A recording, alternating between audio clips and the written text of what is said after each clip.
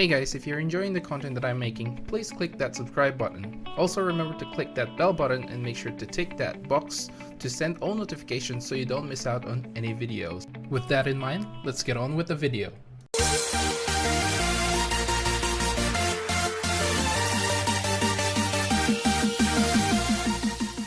What's up guys, welcome to Munchkins Gaming, where we take your gaming to the next level. This is Munchkins logging in to bring you another Dissidia Final Fantasy Opera Omnia video.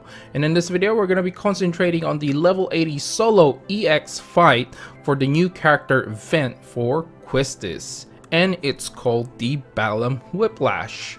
So a little bit different this week guys. I actually planned this.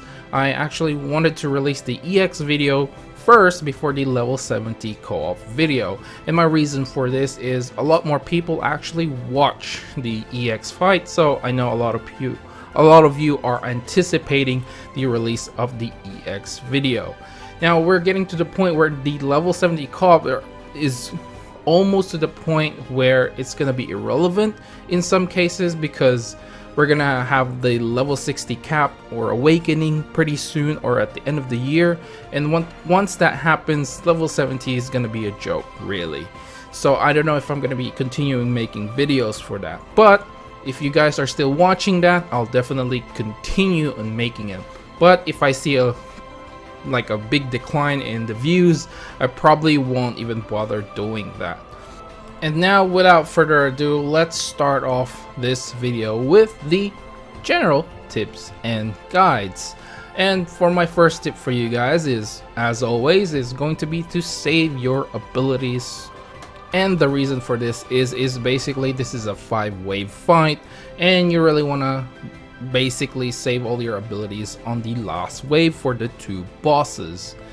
Now you can get away about using 1 or 2 of your abilities, but you know, technically my tip is for you guys to actually just save all of your abilities towards the end. Now for my second tip, as you guys will probably know, is to bring in the boosted characters such as Quistis, Vivi, and Sarah. Now if you actually don't have any of these 3 characters, the only reason why I actually consider these characters is because they have 50% stat bonus. But if you don't have them, Tidus, Prish, Ishtola, Kane, Kuja, Vaughn, Papalymo, and of course the god Saz. Now my other consideration is obviously the one that I have here is Lightning, and Vincent is also actually a good one. The only reason why you don't see Vincent there is I actually ran out of space. So I didn't really want to put another name. There's definitely a lot of characters you can bring in, but these are just some of my suggestions. Now for the next tip is to take advantage of the boss's multiple weaknesses. Now the boss does have 3 weaknesses, which is fire, earth, and wind elements.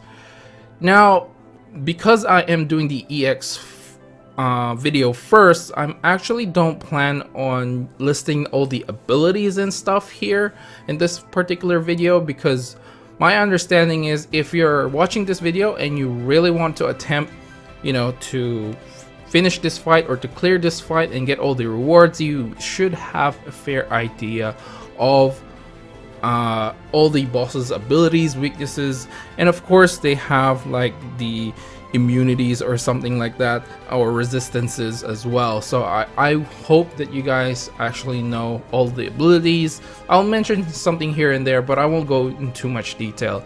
That's all for the level 70 co-op.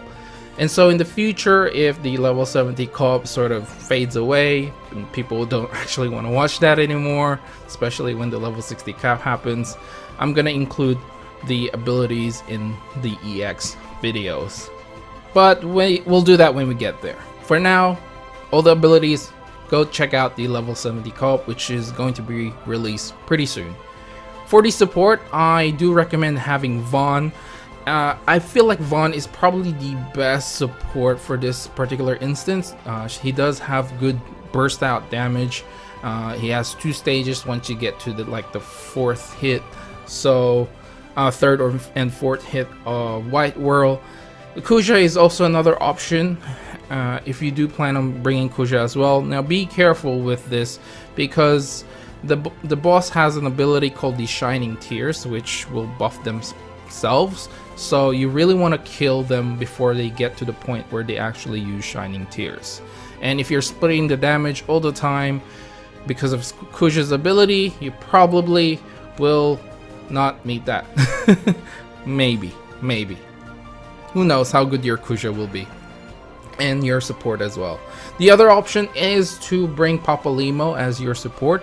He does have good high burst damage, and honestly, I haven't tried Papalymo, but I do know there are a lot of strong Papalymos out there. So definitely try and get Papalymo as one of your support if you can't find a good Vaughn. Anyway, for the next tip for you guys is to bring in healers and brave batteries. Now, it's not exactly you have to, as you guys can see. I actually didn't bring one. In my first couple of attempts, I did bring Aiko, but yeah, the boss hits pretty hard, especially when you kill one of them. It'll start using Magic Deluge, which it's a buff that it doesn't have any frames, so you can't really take it away.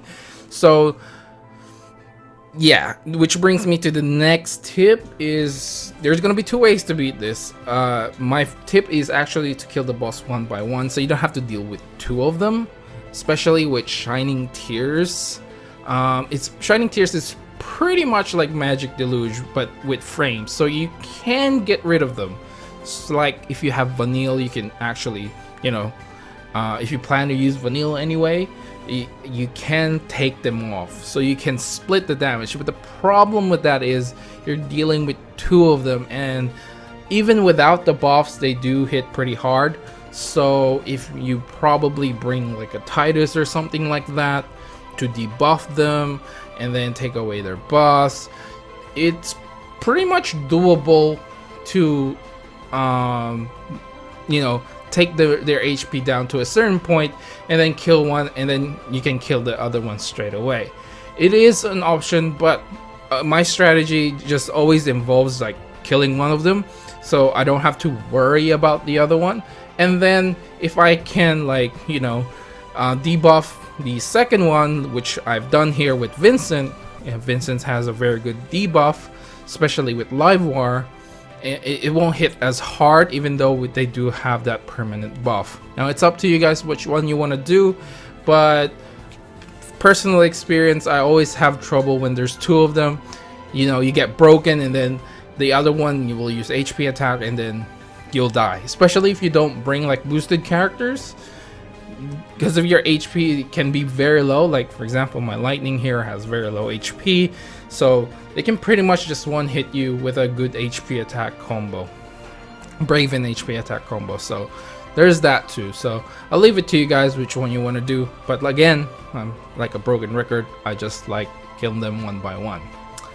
So my next tip for you guys is something that I usually don't mention in my videos because I keep forgetting about them, which is the boss's resistance.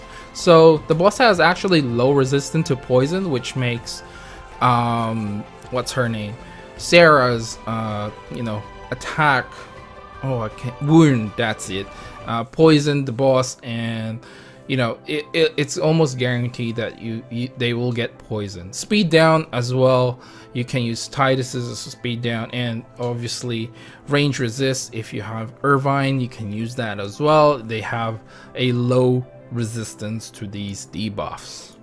Now as for the summon, it's definitely gonna be Ifrit or Brothers. Just pick your choice. For me, I pick Ifrit because of the extra damage, of course. The extra attack is really nice, but Brothers can work well as well. You can use Sylph, but I would suggest not to. Ifrit and Brothers are probably the best choice.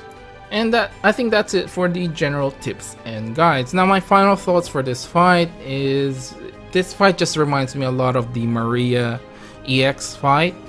Obviously there are a few differences, but altogether the idea is the same. So if you haven't had any issues with the Maria event, especially if you didn't do the debuff bug, then you shouldn't have any problems here. I think this is a little bit easier than the Mario one, because the Mario one, they would buff themselves at a certain point. In here, I don't think they will use Magic Deluge until one of them dies. And they can use Shining Tears, but it's actually pretty easy to push it off with your other debuffs if you do plan on bringing a debuffer.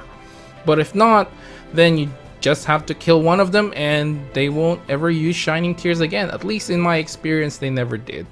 And I think I'll end the video right here. So remember to click like, subscribe, and share this video if you find it helpful at all. As always, I'd like to hear from you guys. So I want to hear who's your team for this particular event. I really want to know, and what your strategy is, because I'm always willing to learn. I read your comments and I just want to know more about this game. Anyway guys, make sure to follow me on Facebook and on Twitter. This is Munchkins logging off, and I'll see you guys in the next level.